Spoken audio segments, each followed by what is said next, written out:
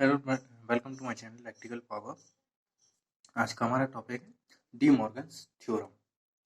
तो आज हम डिस्कस करेंगे डी मॉर्गन्स थ्योरम क्या होती हैं। दो टाइप की दो स्टेटमेंट है डी मॉर्गन्स के हुए, दोनों स्टेटमेंट के बारे में हम डिस्कस करेंगे।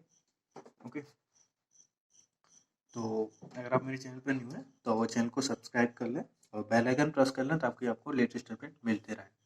ओके, तो चलिए दोस्तों हम शुरू करते हैं डी मॉर्गन्स थ्योरम। ओके, तो डी मॉर्गन्स थ्योरम है क्या, है ना। तो जो डी मॉर्गन्स थे, है ना, this theorem denotes two type of most powerful law in Boolean algebra.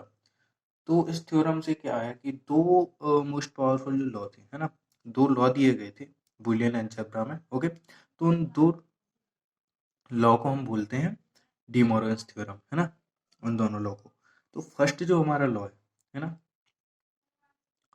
एक हमारा है फर्स्ट लॉ, दूसरा हमारा सेकंड लॉ। इन दोनों लॉ के बारे में डी मॉर्गन्स ने बताया था हमें, ठीक है, जो कि हमारे बुलियन अलजेब्रा में यूज होता है। ओके, तो फर्स्ट लॉ क्या होता है? फर्स्ट लॉ हमारा होता है A plus B the whole bar is equal to A bar into B bar. Okay, जो ए प्लस बी का होल बार निकलता है, ठीक है, उसको हम ए बार इंटू बी बार कर दें, है ना, तो भी हमारा आंसर वो ही आएगा। ठीक है, ये प्रूफ किया था उन्होंने।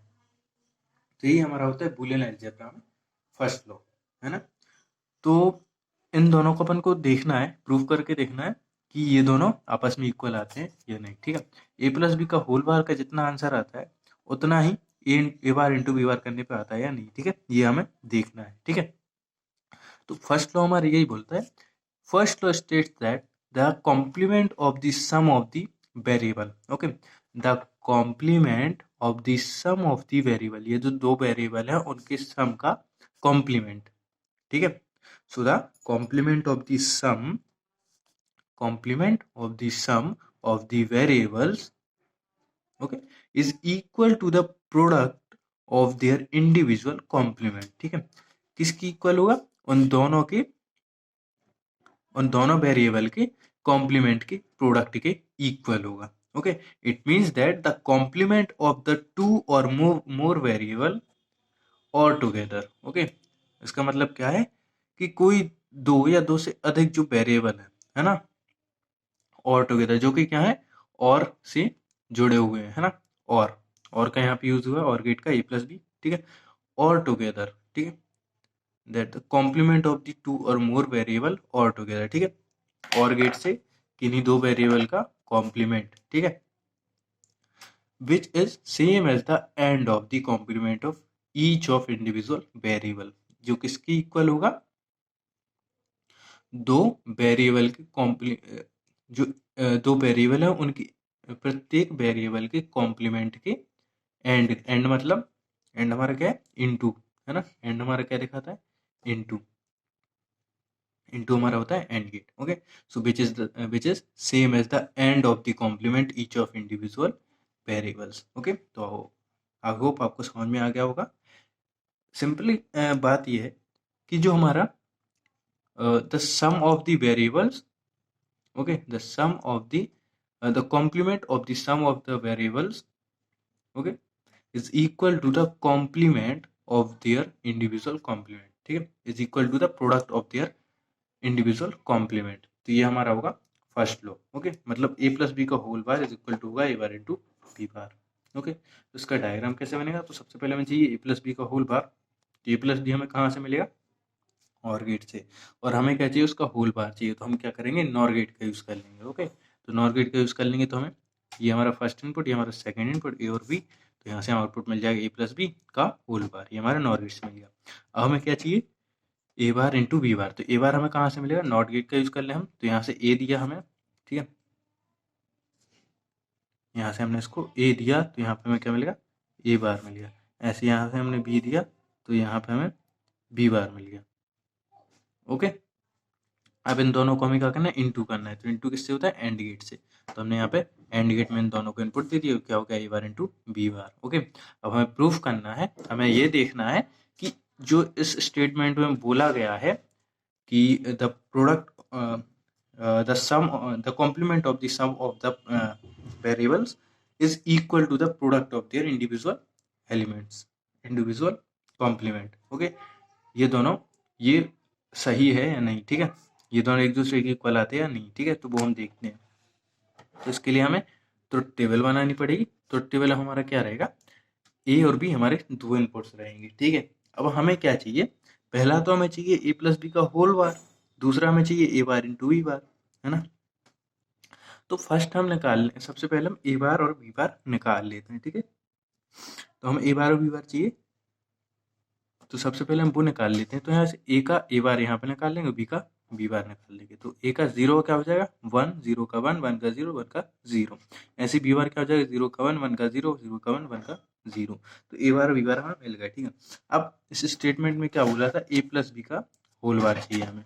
तो उसके लिए सबसे पहले हमें क्या चाहिए होगा, ए प्लस बी चाहिए होगा। तो सबसे पहले हमने ए प्लस बी कर दिया, तो ए और बी को जोड़ो, तो zero plus zero zero, zero plus one one, zero plus one one, one plus one one. Okay, अब इसका चाहिए था हमें complement, okay, because the complement of the sum of the variables चाहिए हमें, है ना। तो अब इसका हम कॉम्प्लीमेंट निकाल लेंगे। कॉम्प्लीमेंट निकालेंगे तो क्या हो जाएगा, इन्वर्ट हो जाएगा, है ना।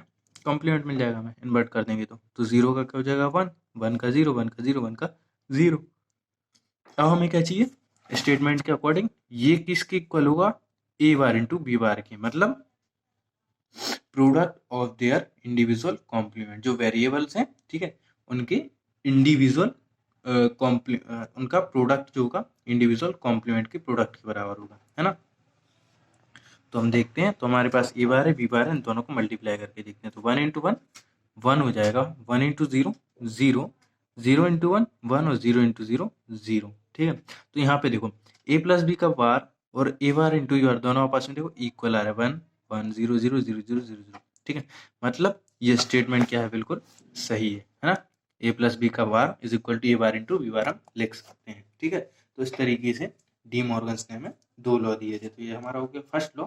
सेकेंड लॉ जो है वो हम देखते हैं इसी तरीके से। सेकेंड लॉ भी है, जो सेकेंड लॉ था वो क्या था, तो सेकेंड लॉ था उसमें था कि the it states that the complement of the each of the product of variables is equal to the sum of their individual complement, okay. तो इसमें कहा गया था कि complement of the each of the product of variable, ठीक है, variables का product, variables के प्रोडक्ट का कॉम्प्लीमेंट किसके इक्वल होगा, sum of their individual complement, उन वेरिएबल के इंडिविजुअल कॉम्प्लीमेंट के सम के इक्वल होगा, है ना। So in simple way the product the complement of the product of variables is equal to the sum of their individual complement, okay. Sum of their मतलब उन variables के individual complement के sum के बराबर होगा, ठीक है। मतलब फर्स्ट लॉ के जस्ट अपोजिट ये लॉ है, ठीक है। लेकिन उसमें क्या था, ए प्लस बी का होल बार था और ए बार इंटू बार मिल रहा था। इसमें हमारा ए इंटू बी का whole bar is equal to A bar plus B bar, ठीक है। अब हम इसको भी देखते हैं ये हमारा इक्वल आते हैं एक दूसरे के या नहीं, ठीक है। सबसे पहले हमें क्या है, ए इंटू बी है, तो हम इसके सर्किट देखते हैं, है ना। लॉजिक डायग्राम हम इसका देखते हैं किस तरीके से आता है। तो ए इंटू बी का होल बार चाहिए हमें, तो हम नैंड गेट का अगर यूज कर लें तो उसमें इंटू भी हो जाता है, उसका कॉम्प्लीमेंट भी आ जाता है दोनों का, है ना। इंटू प्लस कॉम्प्लीमेंट दोनों चीजें करता है ना नैंड गेट। तो हम यहाँ से ए और बी हमने इनपुट दिए, तो ए इंटू बी हो गया। सबसे पहले एंड गेट ने अपना ऑपरेशन किया, उसके बाद बबल लगाया, मतलब नैंड गेट का यूज किया। तो नैंड गेट में क्या हो जाता है, नॉट गेट भी होता है ना। एंड प्लस नॉट दो गेट होते हैं। तो एंड नैंड गेट अपना वर्क करेगा, सबसे पहले इंटू करेगा और फिर उसका कॉम्प्लीमेंट, तो हमें ए इंटू बी का होल बार मिल जाएगा, ओके। अब हमें क्या चाहिए, ए बार प्लस बी बार चाहिए, है ना। तो ए बार हम कैसे निकालेंगे, यहाँ से हम ए नॉट गेट का यूज करेंगे, ए देंगे, ए बार मिल जाएगा। यहाँ पे एक और नॉट गेट का यूज करेंगे, बी देंगे, बी बार मिल जाएगा। अब ए बार और बी बार हमारे पास है, हमें क्या चाहिए, ए बार प्लस बी बार चाहिए। तो सिंपली हम और गेट का यूज कर लें, वो हमें क्या देता है, जो है एडिशन कर देता है ना, ऐड कर देगा, दोनों को प्लस कर देगा। तो यहाँ से हम और गेट का यूज करेंगे, तो ए बार प्लस बी बार ये करके हमें दे देगा। तो ये हमारा लॉजिक डायग्राम आ गया। अब हमें देखना है कि ये जो है ये दोनों इक्वल होते हैं या नहीं, ठीक है। तो इसके लिए हमें क्या होना, ट्रुथ टेबल देखनी पड़ेगी। ट्रुथ टेबल में क्या होगा, ए और बी हमारे दो इनपुट होते हैं और दो इनपुट होंगे और चार की पॉसिबल कंडीशन होती है, 0 0 0 1 1 0 1 1, ओके। अब हमें क्या चाहिए, देखो हमें यहाँ पे रिक्वायरमेंट क्या क्या है, ए बार और बी बार की रिक्वायरमेंट है ना।